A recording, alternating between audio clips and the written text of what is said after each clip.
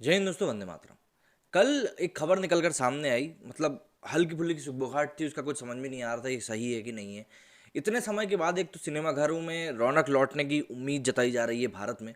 हालांकि ऐसे माहौल में अक्षय कुमार की जो बेल बॉटम रिलीज हुई वो पहले दिन उनकी सबसे लोएस्ट कमाई करने वाली मूवी बनकर निकली है। मतलब करीब 3.25 करोड़ रुपए की उसने पहले दिन में कमाई करी।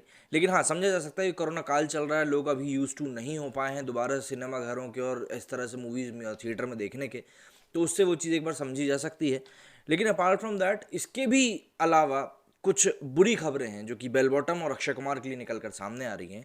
क्योंकि बेल बॉटम से उम्मीद लगाई जा रही थी कि बेल बॉटम जो विदेशी स्क्रीन्स जो है, मतलब इंटरनेशनल जो लेवल के ऊपर जहाँ पे भी वो रिलीज़ होगी, वहाँ पर जो वो कमाई करेगी उससे बहुत हद तक भरपाई हो जाएगी। जो इंडिया में जो नहीं खुल रहे हैं जहाँ पे भी सिनेमा घर, वहाँ से और जो कुछ लोग नहीं देखने जा रहे हैं, उन सब का बैलेंस कहीं ना कहीं हो जाएगा कि जो बाहर जो मूवी रिलीज़ होने वाली है उससे।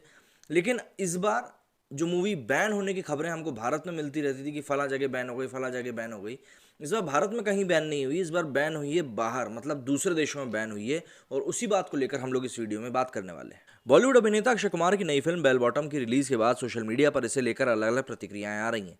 एक और जहां कई लोग इस फिल्म की तारीफ कर रहे हैं, वहीं दूसरी ओर सऊदी अरब, कुवैत और कतर जैसे अरब देशों ने इसे अपने यहाँ रिलीज करने से ही मना कर दिया है। उनका कहना है कि इस फिल्म में उनकी छवि को खराब कर दिया गया है, मतलब खराब तरीके से दिखाया गया है। देशों के सेंसर बोर्ड ने भी सीन को लेकर आपत्ति जाहिर करी है। बता दें कि रंजीत एम तिवारी के निर्देशन में बनी फिल्म बेल बॉटम में अक्षय कुमार के अलावा लारा दत्ता, वानी कपूर, आदिल हुसैन और हुमा कुरैशी ने अहम रोल निभाए हैं। फिल्म में 80 के दौर में भारत में एक सीरियल ऑपरेशन को दिखाया गया है।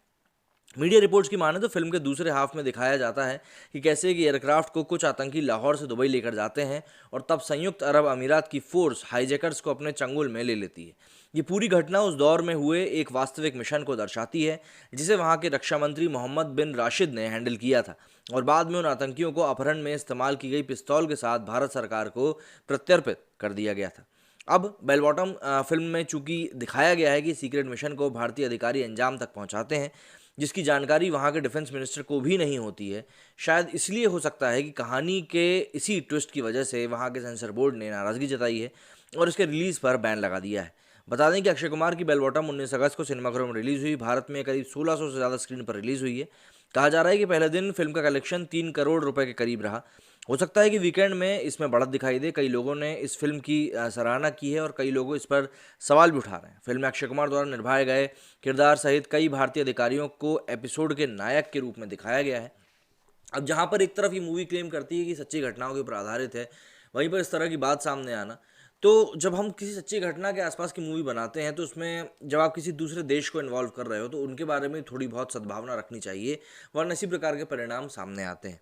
अब कोई देश जहाँ पे कि दूसरे देश से रिलीज हुई मूवी, बनी हुई मूवी रिलीज हो रही है, वो ऑब्वियस सी बात है ये नहीं चाहेगा कि उस देश की छवि उस मूवी में खराब दिखाई जाए।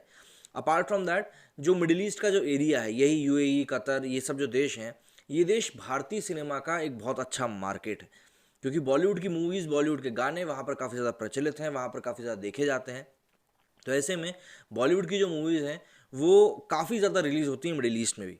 ऐसे में बेल बॉटम के लिए इस तरह की खबर आना कि वहाँ पर मूवी को बैन कर दिया गया है, ये अपने आप में काफ़ी शॉकिंग भी है और इस मूवी के मेकर्स के लिए एक तगड़ा झटका भी है। लेकिन बात वही है ना कि हमारे यहाँ के सेंसर बोर्ड में भी तो हनुमान वाला सीन जिस तरीके से हटा दिया गया था ब्लैक पैंथर में से, तो हमारे देश में भी यही सब चीज़ें होती थी। जो दूसरा देश करे तो फिर हमें उस प्रकार की कोई आपत्ति होनी नहीं चाहिए। ग्लोरी टू हनुमान, ये डायलॉग था ब्लैक पैंथर में जो कि हटा दिया गया था जब इंडिया में रिलीज़ हुई थी। बाकी आप सभी समझदार हैं कि सेंसर बोर्ड किस तरह से काम करते हैं। मेरी स्टूडियो में फिलहाल इतना ही। जय हिंद, जय भारत।